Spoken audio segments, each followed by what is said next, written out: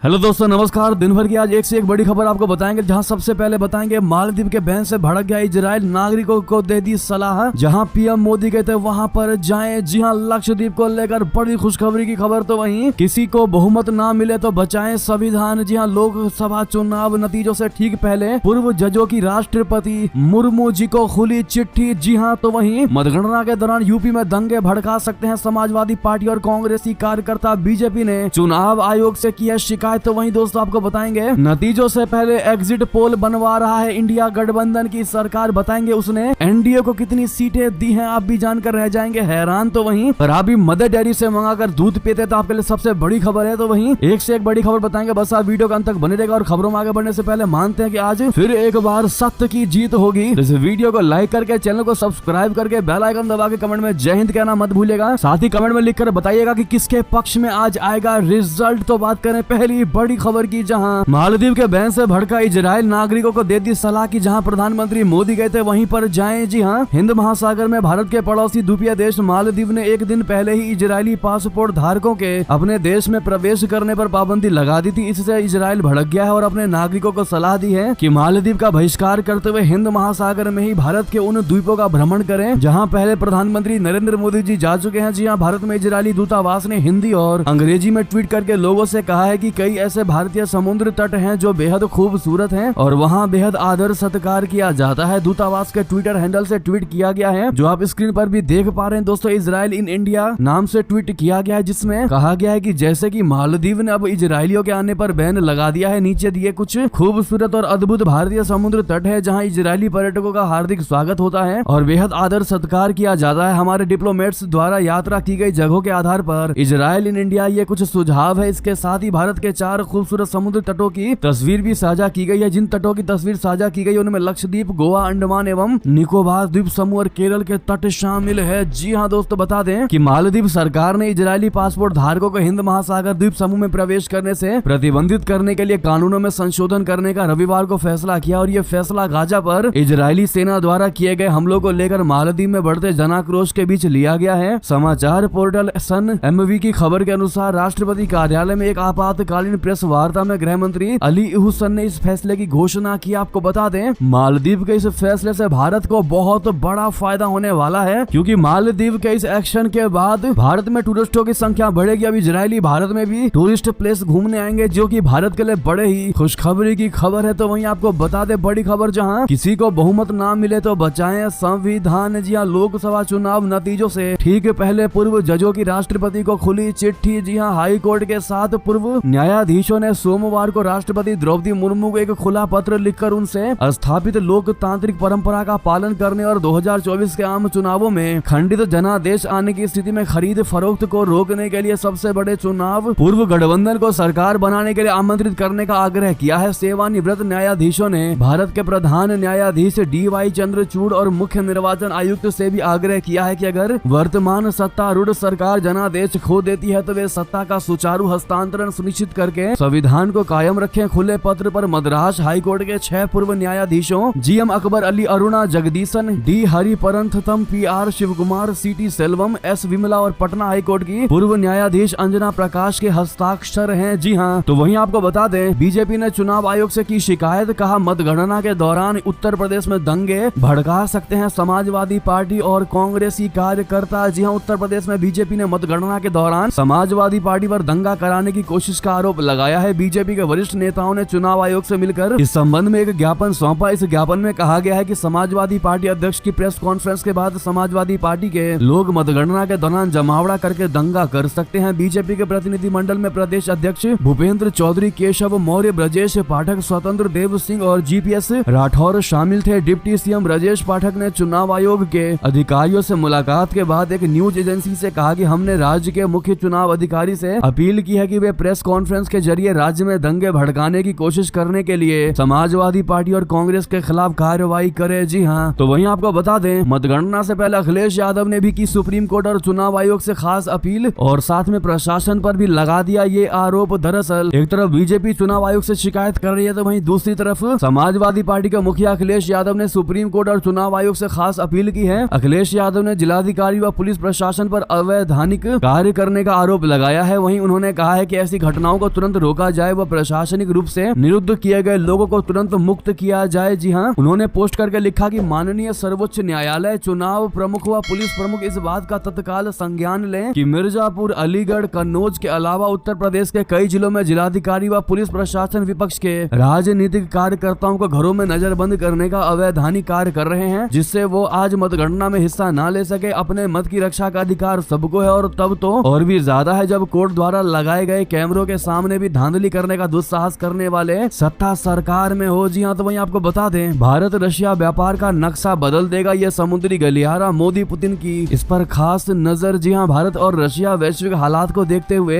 एक साथ कई समुद्री गलियारों पर काम कर रहे हैं। इसी में से एक है उत्तरी समुद्री मार्ग या नॉर्थ सी रूट। भारत और रशिया इस गलियारे के माध्यम से आर्कटिक तक के देशों के साथ व्यापार की संभावनाएं खोज रहे हैं। उत्तरी समुद्री मार्ग के आकर्षक बनने के कई कारक हैं। ये कोई आश्चर्य की बात नहीं है कि पूरी दुनिया इस पर ध्यान दे रही है। इस मार्ग का मुख्य रूप से इस्तेमाल भारत और रूस के बीच व्यापार को बढ़ाने के लिए किया जाएगा। इससे भारत के चेन्नई बंदरगाह को सीधे रूप से रशिया के वोलोदिवोस्तिक से कनेक्ट करने की योजना है, जो दक्षिण चीन सागर से होते हुए जाएगा। जी हाँ, आर्कटिक के विकास के लिए परियोजना कार्यालय के समन्वयक अलेक्जेंडर वोरोटनिकोव ने मध्य पूर्व में खराब सुरक्षा स्थिति के बीच रूसी समुद्री मार्ग की खूबियों का बखान किया। तो वहीं आपको बता दें, जम्मू कश्मीर पुलवामा के निहामा में कश्मीर पुलिस के साथ आतंकियों की मुठभेड़, लश्कर के 2 आतंकवादी हुए ढेर। जी हाँ, पहले घेरने की खबर थी, अब ढेर होने की खबर आ रही है। लोकसभा चुनाव की मतगणना से एक दिन पहले सोमवार को दक्षिण कश्मीर के पुलवामा जिले से आतंकी मुठभेड़ की खबर सामने आई है। पुलवामा जिले के निहामा इलाके में सुरक्षा बलों ने एनकाउंटर में लश्कर-ए-तैयबा यानी LET संगठन से जुड़े 2 आतंकवादियों को मार गिराया है। इस बारे में जम्मू कश्मीर पुलिस ने एक एक्स पोस्ट के जरिए जानकारी दी है। कश्मीर जोन पुलिस ने एक्स पर लिखा कि आतंकवाद विरोधी अभियान में मारे गए 2 आतंकवादियों के शव अब तक बरामद किए गए हैं। पहचान और संबद्धता का पता लगाया जा रहा है, कार्रवाई जारी है, आगे की जानकारी दी जाएगी। तो वहीं आपको बता दें, आखिर ये क्या हुआ? पाकिस्तान अब एयरलाइंस नहीं उड़ा सकेगा। आखिर किसने लगा दिया ये प्रतिबंध? बता दे, पाकिस्तान की हालत ऐसी है कि कोई भी एजेंसी उस पर प्रतिबंध लगा देती है। अगर किसी ने पहले से ही प्रतिबंध लगा रखा है तो वो उसे राहत देने को तैयार नहीं है। ऐसा ही मामला यूरोपीय संघ के सामने आया है। यूरोपीय संघ यानी EU की विमानन सुरक्षा एजेंसी ने पाकिस्तान को झटका दिया है। एजेंसी ने पाकिस्तानी उड़ानों पर प्रतिबंध हटाने से इनकार कर दिया है। इसका मतलब है कि पाकिस्तान की उड़ानें यहाँ बंद रहेंगी। जी हाँ, ARY न्यूज की रिपोर्ट की माने तो यूरोपीय संघ विमानन सुरक्षा एजेंसी ने कहा है कि उड़ानों को फिर से शुरू करने की अनुमति देने का कोई कारण नहीं मिला है। इसमें पाकिस्तानी एयरलाइंस भी शामिल है। इसीलिए यूरोपीय संघ ने पाकिस्तान इंटरनेशनल एयरलाइंस समेत पाकिस्तानी एयरलाइंस पर प्रतिबंध जारी रखने के फैसले को बरकरार रखा है। तो वहीं इल्तिजा मुफ्ती का बहुत बड़ा दावा या बहुत बड़ा बयान आप कह सकते हैं। कहा, भाजपा अगर 370 से अधिक सीटें जीतती है तो ये संविधान का अंतिम दिन होगा। जी हाँ, महबूबा मुफ्ती की बेटी का भारतीय जनता पार्टी खास करके PM मोदी पर बड़ा कटाक्ष। बता दें, पीपुल्स डेमोक्रेटिक पार्टी PDP प्रमुख महबूबा मुफ्ती की बेटी इल्तिजा मुफ्ती ने सोमवार को कहा है कि लोकसभा चुनाव में भाजपा यदि 370 सीट से अधिक जीतती है तो ये भारतीय संविधान का अंतिम दिन होगा। उन्होंने एक्स पर पोस्ट किया, यदि भाजपा वाकई में 370 सीट का आंकड़ा मंगलवार यानी आज पार कर जाती है तो ये भारतीय संविधान का आखिरी दिन होगा। प्रचंड बहुमत औपचारिक रूप से नाथुराम गोडसे के भारत और निश्चित रूप से हिंदू राष्ट्र का मार्ग प्रशस्त करेगा। जिस देश को हम जानते हैं उसका अस्तित्व यही खत्म हो जाएगा। एग्जिट पोल में भाजपा की प्रचंड जीत का अनुमान जताए जाने के बीच PDP नेता का ये पोस्ट लोकसभा चुनाव की मतगणना से एक दिन पहले आया है। यानी कि देखा जा सकता है कैसे इल्तिजा मुफ्ती नहीं चाहती कि प्रधानमंत्री मोदी दोबारा PM बने या फिर भाजपा की सरकार बने। आखिर विपक्ष पूरे तरीके से BJP से बौखलाया हुआ है। लेकिन दोस्तों, आप लोग क्या जवाब देना चाहेंगे इल्तिजा मुफ्ती को? बताइएगा जरूर। तो वहीं आपको बता दें, नतीजों के बाद कांग्रेस ने बुलाई इंडी गठबंधन के नेताओं की मीटिंग। आगे की रणनीति पर हो सकती है बड़ी चर्चा। जी हाँ, बता दें कि लोकसभा चुनाव की मतगणना आज शुरू हो रही है। मंगलवार सुबह 8 बजे से ही वोटों की काउंटिंग शुरू हो रही है और इस बीच कांग्रेस ने लोकसभा चुनाव के नतीजों का आकलन करने के लिए विपक्षी दलों के वरिष्ठ नेताओं की आज शाम या बुधवार सुबह बैठक बुलाई है। सूत्रों के मुताबिक मतगणना पूरी होने के बाद मंगलवार शाम तक इंडी ब्लॉक के शीर्ष नेताओं को दिल्ली में ही रहने को कहा गया है। सूत्रों ने बताया है कि शनिवार दोपहर कांग्रेस अध्यक्ष मल्लिकार्जुन खड़गे के आवास पर हुई विपक्षी नेताओं की बैठक में यह निर्णय लिया गया है। कांग्रेस महासचिव जयराम रमेश ने एक्स पर एक पोस्ट में कहा कि रिजल्ट घोषित होने के बाद इंडी ब्लॉक के नेता निश्चित रूप से मिलेंगे। उन्होंने उन खबरों का खंडन किया जिनमें कहा गया था कि यदि चुनाव रिजल्ट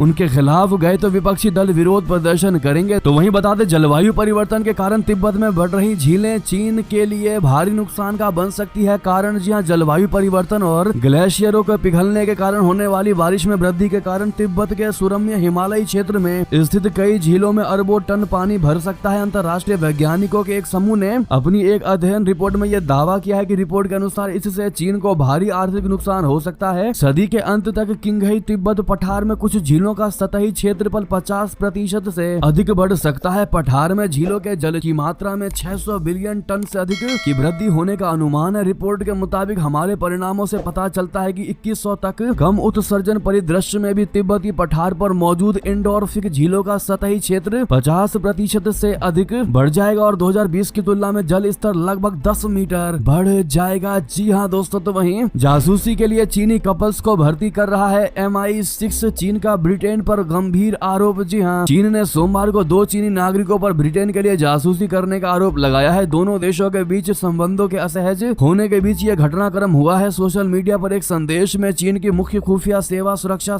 मंत्रालय ने कहा कि उसने एक बड़े जासूसी मामलों का खुलासा किया है जिसमें एक दंपति शामिल है। उन्हें ब्रिटेन की विदेशी खुफिया एजेंसी MI6 द्वारा कथित तौर पर भर्ती किया गया था तथा उनकी पहचान केवल उनके उपनाम वांग और झो के रूप में हुई है। तो वहीं बलूच विद्रोहियों के खिलाफ सैन्य अभियान पर फंसा पाकिस्तान, चीन अड़ा लेकिन कहां से आएगा पैसा, अब क्या करेंगे जनरल मुनीर। बता दें, पाकिस्तान में अपने नागरिकों पर हमलों को लेकर चीन की चिंताएं कम नहीं हो रही हैं। पाकिस्तान की जांच एजेंसियों ने मार्च में चीनी नागरिकों पर हुए आतंकवादी हमलों की जांच पूरी कर ली है। पाकिस्तान ने रिकॉर्ड समय में जांच पूरी होने के लिए पीठ ठोकी है, लेकिन चीनी अधिकारी इससे संतुष्ट नहीं है। चीन की ओर से पाकिस्तान की सेना और सरकार पर दबाव बनाया जा रहा है कि वो बलूचिस्तान में सक्रिय आतंकी संगठनों के खिलाफ जर्बे अजब जैसा विशेष मिलिट्री ऑपरेशन चलाएं। पाकिस्तान इस समय सैन्य ऑपरेशन चलाने की हालत में नहीं है। ऐसे में सवाल है कि ऐसे में पाकिस्तानी आर्मी चीफ असीम मुनीर क्या करेंगे। जी हाँ, चीन के बड़े पैमाने पर सैन्य ऑपरेशन की मांग मानना पाकिस्तान के लिए संभव नहीं लगता है। इसकी एक वजह यह है कि टीटीपी और उसके सहयोगी अफगानिस्तान में छिपे हुए हैं। पाकिस्तानी सेना सीमा पार ऑपरेशन करेगी तो फिर क्षेत्र में एक बड़ा संघर्ष शुरू हो जाएगा। तो वहीं बता दें, इमरान खान को मिली बड़ी राहत। हाई कोर्ट ने सिफर मामले में कर दिया बरी, जेल से अभी नहीं हो पाएंगे रिहा। जी हाँ, पाकिस्तानी तहरीक इंसाफ के संस्थापक इमरान खान और पार्टी नेता शाह महमूद कुरैशी को इस्लामाबाद हाई कोर्ट से बड़ी राहत मिली है। अदालत ने सिफर मामले में पीटीआई के दोनों नेताओं को सोमवार को बरी कर दिया। हाई कोर्ट के चीफ जस्टिस आमिर फारूक और जस्टिस मियांगुल हसन औरंगजेब की बेंच ने मामले की सुनवाई की। पीठ ने सिफर मामले में सजा के खिलाफ इमरान खान और शाह महमूद कुरैशी की अपील स्वीकार करने के बाद अपना फैसला सुनाया। तो वहीं तोशाखाना और इद्दत मामलों में सजा के कारण पीटीआई के दोनों नेताओं के जेल से रिहा होने की फिलहाल कोई उम्मीद नहीं है। तो वहीं बता दें, पाकिस्तान से एक और खबर, बलूचिस्तान की कोयला खदान में दम घुटने से 11 श्रमिकों की मौत। जी हाँ, पाकिस्तान के बलूचिस्तान प्रांत की राजधानी क्वेटा के बाहरी संजादी कोयला खदान में सोमवार को दम घुटने से कम 11 श्रमिकों की मौत हो गई। तो वहीं आपको बता दें, जहरीले मुइजू की अकड़ हुई ढीली लोन में राहत के लिए भारत के सामने गिड़गिड़ा रहा मालदीव। वित्त मंत्री ने किया कबूल। जी हाँ, चीन के दम पर भारत को आंख दिखाने की उम्मीद पाले मालदीव के राष्ट्रपति मोहम्मद मुइजू की अकड़ 8 महीने में ढीली पड़ गई है। चीन से कर्ज पुनः भुगतान पर धोखा मिलने के बाद अब मुइजू की सरकार लोन को अनुदान में बदलने के लिए भारत के सामने गिड़गिड़ा रही है। मालदीव के वित्त मंत्री डॉक्टर मोहम्मद शफीक ने गुरुवार को कहा है कि भारत सरकार से अनुरोध करेगी कि वो भारतीय स्टेट बैंक द्वारा खरीदे गए $5 करोड़ के ट्रेजरी बॉन्ड को अनुदान में बदल दे। एक प्रेस कॉन्फ्रेंस में शफीक ने कहा कि भारत ने मई में $5 करोड़ के बकाया को आगे बढ़ा दिया है और सरकार सितंबर में बकाया $5 करोड़ का अनुदान में बदलने के लिए काम कर रही है। तो वहीं जेलेंस्की शांति सम्मेलन का निमंत्रण देने फिलीपीन पहुंचे। चीन रशिया पर लगाया अड़चन डालने का आरोप। जी हाँ, यूक्रेन के राष्ट्रपति व्लादिमीर जेलेंस्की एशिया की अपनी एक विशिष्ट यात्रा के तहत सोमवार को फिलीपीन में थे। वे क्षेत्रीय नेताओं से अपने देश में युद्ध की स्थिति पर स्विट्जरलैंड द्वारा आयोजित एक वैश्विक शांति सम्मेलन में शामिल होने की अपील करने के लिए यात्रा कर रहे हैं। उन्होंने रशिया पर चीन की मदद से इन सम्मेलन में अड़चन डालने का प्रयास करने का भी आरोप लगाया। जेलेंस्की रविवार देर रात कड़ी सुरक्षा के बीच अघोषित दौरे पर मनीला पहुंचे। इससे पहले उन्होंने सिंगापुर में शंग्री ला डिफेंस फोरम में भाग लिया। तो वहीं बता दें, आखिर टुकड़ों में कुचल डालेंगे। आखिर चीन के रक्षा मंत्री ने किसको दी ये कहते हुए धमकी, क्या भारत है निशाने पर? दरअसल चीन अपनी आर्मी पर इतना घमंड करता है कि किसी को भी धमकी देता रहता है। पहले भारत को भी चीन ऐसी ही धमकी देता रहता था, अब उसके निशाने पर ताइवान है। चीन के रक्षा मंत्री डोंग ने रविवार को ताइवान को लेकर ये चेतावनी दी है। उन्होंने कहा कि उनकी सेना ताइवान की स्वतंत्रता को बलपूर्वक रोकने के लिए तैयार है। वो सिंगापुर में शांग्री ला संवाद में बोल रहे थे। डोंग ने कहा कि चीन की पीपुल्स लिबरेशन आर्मी शक्तिशाली बल रही यही है, जो कोई भी ताइवान को चीन से अलग करने की हिम्मत करेगा उसे टुकड़ों में कुचल दिया जाएगा और उसका विनाश होगा। वैसे उनकी धमकी को अमेरिका की तरफ से भी इशारा समझा जा रहा है। जी हाँ, तो वहीं चुनाव नतीजों से पहले क्यों प्रधानमंत्री मोदी से मिले नीतीश कुमार, भाजपा ने भी की बड़ी बैठक, क्या है इसके कयास। दरअसल बिहार के मुख्यमंत्री और जनता दल यूनाइटेड के अध्यक्ष नीतीश कुमार ने लोकसभा चुनावों के नतीजे से ठीक एक दिन पहले यानी कल सोमवार को नई दिल्ली में प्रधानमंत्री नरेंद्र मोदी जी से मुलाकात की। इस मुलाकात के बाद सियासी हलकों में चर्चा और ज्यादा गर्म हो गया, अटकलें तेज हो गई। लेकिन इस मुलाकात के दौरान दोनों वरिष्ठ नेताओं के बीच क्या बातचीत हुई, इस बारे में आधिकारिक रूप से कोई भी जानकारी नहीं दी गई है। सोमवार की देर शाम पटना लौटने से पहले नीतीश कुमार ने केंद्रीय गृह मंत्री अमित शाह जी से भी फोन पर बातचीत की। मतगणना से ठीक पहले भाजपा के दोनों बड़े नेताओं से नीतीश कुमार की मुलाकात अहम मानी जा रही है। मामले से वाकिफ जेडीयू के एक वरिष्ठ नेता ने कहा है कि चूंकि मुख्यमंत्री नीतीश निजी यात्रा पर दिल्ली आए थे, इसलिए उन्होंने औपचारिक तौर पर पीएम से मिलने का समय मांगा था। हालांकि एक अन्य नेता ने कहा चूंकि एग्जिट पोल में एनडीए की जीत का अनुमान जताया गया है, इसीलिए मुख्यमंत्री ने प्रधानमंत्री से मिलकर बिहार में एनडीए के प्रदर्शन पर चर्चा की और अपनी प्रतिक्रिया दी है। तो वहीं दोस्तों, आपको क्या लगता है, क्यों नीतीश कुमार रिजल्ट से एक दिन पहले पीएम मोदी से मिले, बताइएगा जरूर। तो वहीं बता दें, नतीजों से ठीक पहले एग्जिट पोल बनवा रहा इंडिया गठबंधन की सरकार, एनडीए को कितनी सीटें दी इन्होंने। दरअसल देश में 19 अप्रैल को शुरू हुआ लोकसभा चुनाव शनिवार 1 जून को संपन्न हो चुका। अब पूरे देश में आज नतीजों का इंतजार चल रहा है। 7वें और अंतिम चरण की वोटिंग के बाद लोकसभा चुनाव 2024 को लेकर कई एग्जिट पोल्स सामने आए। इनमें से एक एग्जिट पोल ने इंडिया गठबंधन को बहुमत का आंकड़ा दिया है। एग्जिट पोल के आंकड़ों के हिसाब से कहा जा सकता है कि इसने राहुल गांधी को प्रधानमंत्री के रूप में बड़े दावेदार के तौर पर दिखाया है। अगर इंडिया गठबंधन को बहुमत मिलता है तो राहुल गांधी को कांग्रेस सबसे बड़ी पार्टी होने के चलते पीएम पद के दावेदार के तौर पर आगे कर सकती है। डीबी लाइव के एग्जिट पोल में दावा किया गया है कि इस लोकसभा चुनाव में इंडिया गठबंधन को बहुमत मिल सकता है। डीबी के एग्जिट पोल में उत्तर प्रदेश, बिहार और महाराष्ट्र समेत कई राज्यों में भारतीय जनता पार्टी की अगुवाई वाले एनडीए को भारी नुकसान हो सकता है। इस पोल के अनुसार 543 लोकसभा सीटों में से इंडिया गठबंधन को 260 से 295 सीटें मिल सकती हैं, जो स्पष्ट रूप से बहुमत के आंकड़े को पार होता दिखाई देता है। तो वहीं इस एग्जिट पोल ने एनडीए को 215 से 245 और अन्य को 28 से 48 सीटें दिए हैं। यानी कि आप कह सकते हैं कि नतीजों से पहले ये एग्जिट पोल जो है वो इंडी गठबंधन की सरकार बनवा रहा है। लेकिन रियलिटी क्या है दोस्तों, किसकी सरकार बनेगी, अगर आप लोग अनुमान लगा सकते हैं तो नतीजों से पहले ही कमेंट करके जरूर बताइएगा, बताना मत भूलिएगा। तो वहीं संजय रावत का बड़ा दावा, कहा लोकसभा चुनाव नतीजों के 24 घंटे के अंदर इंडी गठबंधन कर देगा प्रधानमंत्री पद के चेहरे का ऐलान। जी हां, शिवसेना उद्धव बाला साहेब ठाकरे यानी यूबीटी पार्टी के नेता संजय रावत ने दावा किया है कि लोकसभा चुनाव के नतीजे आने के 24 घंटे के अंदर ही इंडी गठबंधन अपने प्रधानमंत्री पद के उम्मीदवार के नाम का ऐलान कर देगा। गौरतलब है कि कहीं रिजल्ट आने के बाद इंडी गठबंधन नाराज ना हो जाए। क्या लगता है दोस्तों, आपको नाराज होगा इंडी गठबंधन या खुश? तो वहीं आपको बता दें, मुस्लिमों ने दिया बीजेपी को बड़ा झटका। आखिर सर्वे में उत्तर प्रदेश और बिहार के मुसलमानों ने दे दिया किसका साथ। दरअसल इस बार बीजेपी को मिलने वाले मुस्लिम वोटों में गिरावट दर्ज देखी गई है। एबीपी सी वोटर ने एक सर्वे किया। इस सर्वे के मुताबिक यूपी बिहार में बीजेपी को मुस्लिम वोट बैंक से काफी ज्यादा नुकसान हुआ है। एबीपी सी वोटर सर्वे की रिपोर्ट के मुताबिक उत्तर प्रदेश में एनडीए को महज 6% मुस्लिम वोट मिले हैं, जहां इंडी अलायंस को मुस्लिम वोटों में लगभग 75% का उछाल देखने को मिल सकता है, जबकि बीएसपी को 12% वोट मिला है। तो वहीं अन्य 8% को वोट मिले हैं। ऐसे में अगर बिहार की बात करें तो एनडीए को 11% मुस्लिम वोट मिला है, जबकि इंडिया गठबंधन को 79% यानी 79% वोट मिले हैं, जहां अन्य को 11% वोट मिलता दिखाई दे रहा है। यानी कि इंडिया गठबंधन को मुसलमानों से काफी ज्यादा फायदा होता दिखा रहा है। तो वहीं बीजेपी को काफी ज्यादा मुस्लिम वोटों का नुकसान हो रहा है दोस्तों। तो वहीं बता दे, तपती गर्मी में केजरीवाल को जेल में कूलर तक नसीब नहीं। पीएम मोदी और बीजेपी पर भड़की आम आदमी पार्टी नेता आतिशी। दरअसल मुख्यमंत्री अरविंद केजरीवाल के तिहाड़ जेल में सरेंडर करते ही दिल्ली का सियासी पारा हाई हो गया है। आम आदमी पार्टी की वरिष्ठ नेता और मंत्री आतिशी ने अरविंद केजरीवाल को जेल में कूलर की सुविधा न देने का आरोप लगाया है। आतिशी ने कहा कि केजरीवाल को एक कोठरी में रखा गया है, जहां उन्हें कूलर तक की सुविधा नहीं दी गई है। ऐसे समय जब दिल्ली का तापमान 48 डिग्री तक पहुंच रहा है और तिहाड़ जेल में कुख्यात अपराधियों तक के लिए कूलर की व्यवस्था की जाती है, तो वहीं दिल्ली के लोकप्रिय मुख्यमंत्री को इस तपती हुई गर्मी में कूलर तक नहीं दिया गया। मैं बीजेपी से एलजी साहब से पूछना चाहती हूं कि क्या आपकी क्रूरता की कोई सीमा नहीं है? मैं बीजेपी और मोदी जी से कहना चाहती हूं कि दिल्ली की जनता तो क्या भगवान भी इसके लिए आपको कभी माफ नहीं करेंगे। ऐसे में आम आदमी पार्टी नेता आतिशी काफी ज्यादा भड़कती नजर आई है। तो वहीं यूपी रोडवेज बसों का किराया बढ़ा। लोकसभा चुनाव नतीजों के पहले लगा तगड़ा झटका। जी हां, उत्तर प्रदेश परिवहन निगम ने यूपी रोडवेज बसों का किराया बढ़ा दिया है। सोमवार रात 12 बजे से लागू हो गया है। लोकसभा चुनाव नतीजों से पहले ये तगड़ा झटका लगा है। National highway authority of India द्वारा टोल टैक्स बढ़ाने के बाद ये इजाफा किया गया है। सभी रूट पर 3 रुपए तक किराया बढ़ाया गया है। बढ़ा